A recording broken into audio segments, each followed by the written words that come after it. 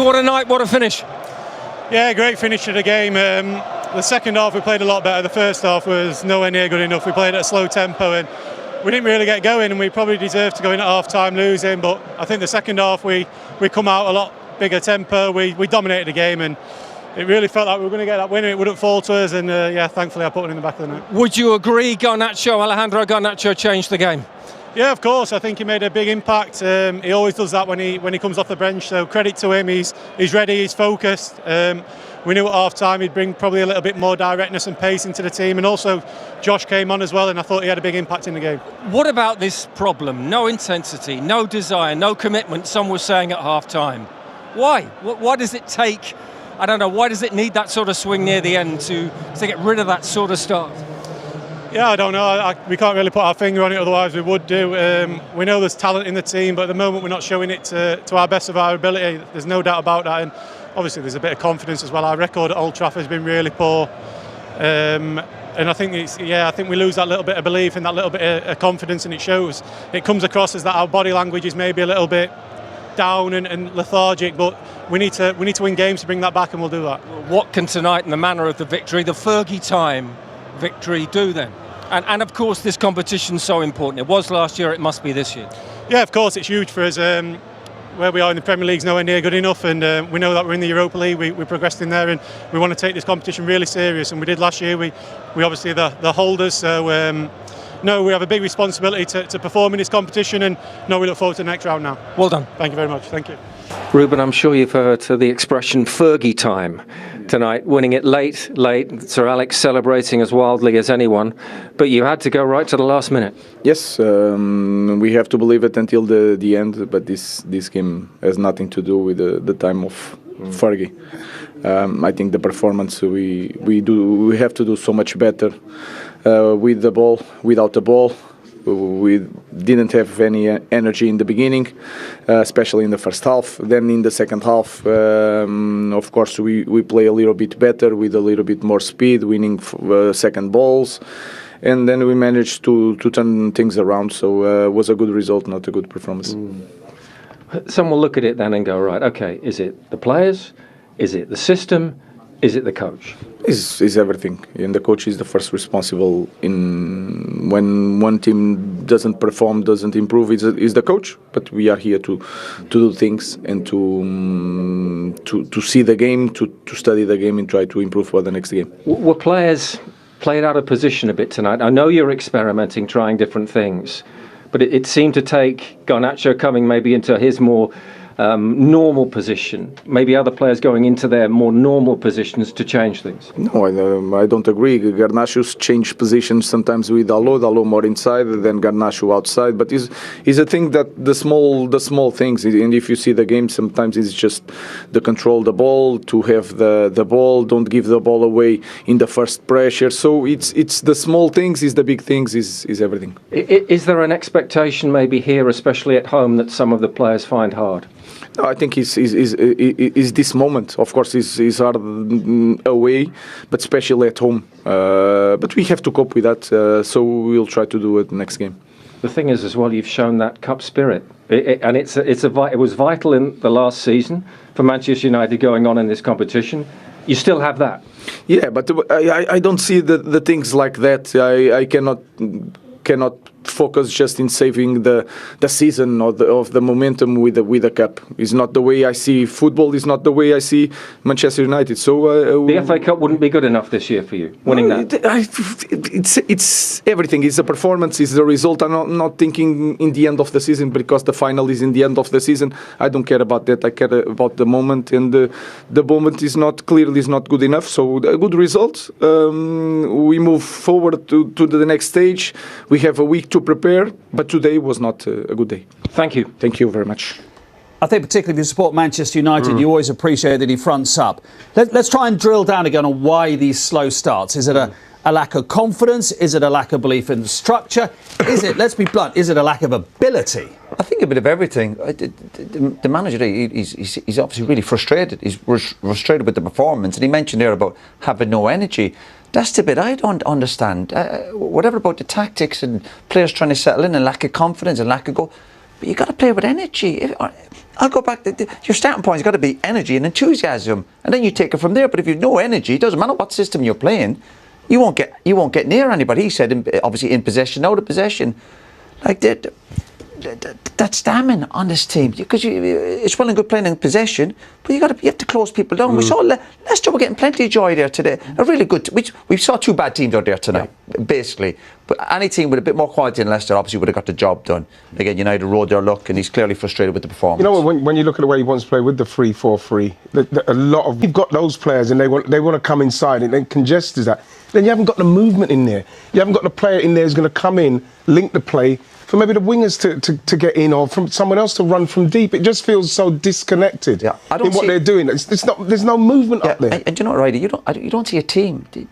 No, you give them credit tonight because they obviously got a result. But you don't see a team that's going forward. You go, listen, I see the progress. It's not great, but the signs are good. They look like it's a moments team still. It's been a moments team. Whoever the manager is. And there's still nowhere near enough good moments. No. They look like a bunch of strangers. Let's hear from Ruud van Nistelrooy. Frustrating for him against his old club, particularly after they were leading at half-time. Here he is with Gabriel Clark. Ruud, defeated in Fergie time, that famous phrase. Was that tough on your team tonight? We're not defeated in Fergie time. We are defeated in offside time. No VAR in the FA Cup until the next round. But this wasn't necessary. Look, VAR you have in a couple of centimetres, couple of inches. This was half a metre, clear in line. That's a hard one to take, because the team deserved the draw in the end, the extra time, stay in the game. You never know what happens. Was a very good team performance. Started really well, pressing United on the ball, very very stable. Deserved to go 1-0 up in half time. Of course, we know in the second half it's going to come some pressure on us and some chances, but not even that much. So we deserved to go into extra time and go for the battle in the extra time and maybe penalties. But decisions like these in our level are hard to swallow. Absolutely. I think that's called quiet fury, isn't it? Because it's clearly offside. It's tough enough as it is, and we saw his team, especially once they got in the final third. There wasn't much they could do in respect to breaking down Man United. But when you look at how far offside he is, that does not need VAR. The linesman's right in line with it. The linesman's on the second end of football behind. Come on, he's right to say that it's not Fergie time. It is. It's offside time. Shocking decision. It's a really poor decision for him, because, again, we've got to do it. That impacts him. That will impact his managerial career and what's going on, because it's another game that goes down as a loss. Sometimes they criticise the big clubs getting the decisions for him, and that's a great example of it.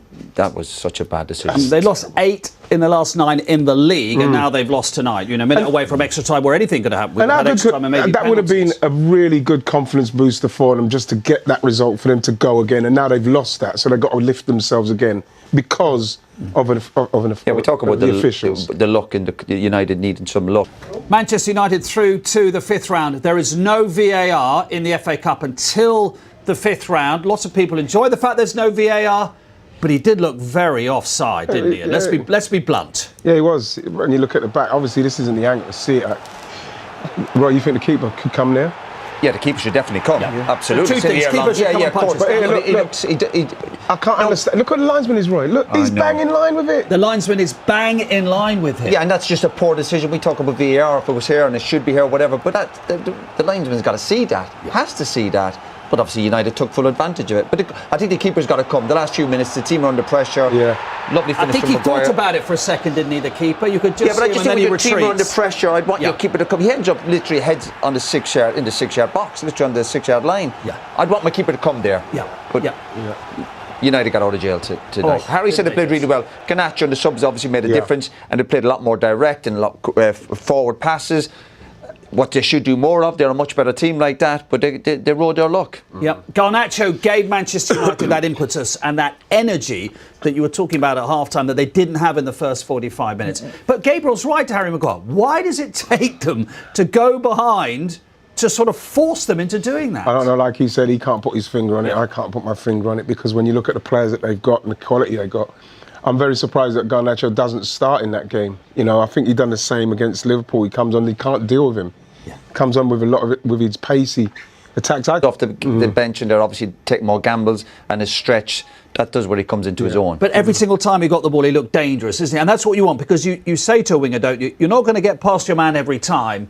But you keep doing it, you're going to get past They obviously put Leicester on the back foot, and obviously they're tired, and the subs came on and they lost a bit of physicality. And that's what Garnacho does. You want to put defenders on the back foot. You want to test them. Yeah. In the first half, they were coming inside, playing sideways and backwards, but they tested them and they got their rewards. It's the ball over the top, Mark, all the time. Just like Bruno's getting it, he's just feeding it over it all the time. In the end, the right back, James, he's tired because he's worn out with it, and he's just taking him on. Like I say, he should have squared one before.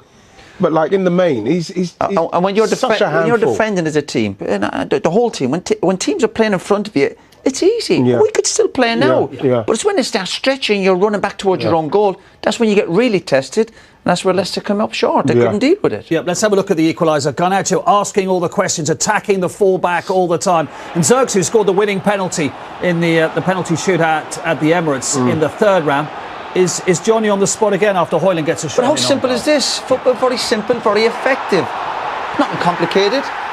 1v1, you want players at Man United in wide position to go at players. Test them. The ball doesn't always have to be good cross. Højlund's a little bit unlucky. Zirkzee again, two players with a bit of physicality in the box, two strikers in there, and you know what? They got their just rewards. Leicester a little bit unlucky, but you need a bit of luck. Striker on the spot, one touch finish, lovely. But you get that, Ian, playing as a centre forward, you get those sorts of chances, don't you, when you have wingers putting the ball into the box? You're going to get the game is played so quickly. You're going to get little ricochets. Yeah, but then what happens? You're going to make your own luck. Yeah, but when you're playing with these inverted wingers they have to come back on their right foot, it takes a bit of your time away. The sooner you can get, like with that one, he got down the line, got it in the box. Sooner you can do that and get it in there, then you've got defenders on their back foot. But you have to get bodies in the box. We see Liverpool at the moment. Liverpool are getting 4, 5, 6 bodies in the box. We've seen United a couple of times, balls going in. There's 1 or 2, the fans are frustrated. Whereas towards the end, when they're obviously losing the game and there's a bit of panic, and then they start getting bodies in there, taking gambles. To play at Man United, you've got to gamble. You've got to try and win football matches. Leicester, it was almost a bit too easy for them up to the hour mark, wasn't it? And you were both saying, OK, there's danger. You're only 1 goal up here.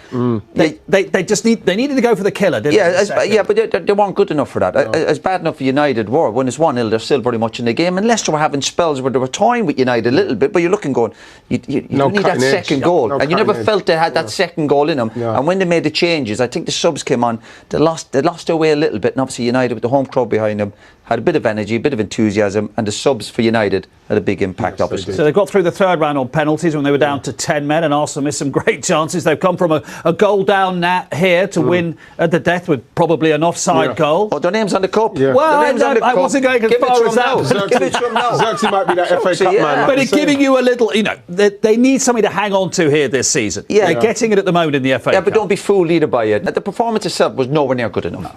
No. OK, we'll hear from Ruben Amorim